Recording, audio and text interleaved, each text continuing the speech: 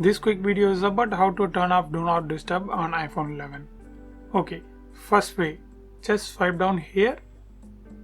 For old models, just swipe up here. Then you can see this option Do Not Disturb, a little moon-like icon. Just long press that. Then you can see this option Do Not Disturb. Just turn off that. That's it. Second way, open Settings app. Scroll down and you can see the option Focus. Open that. Now open this first option.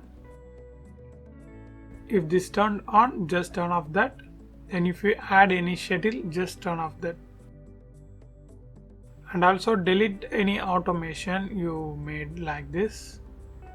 Then back and open other folders. Just like that.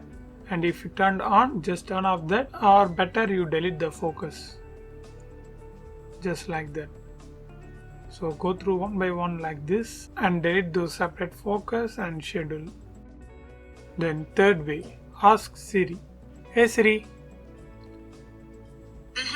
turn off Do Not Disturb. Okay, Do Not Disturb is now off. Yeah, that's it.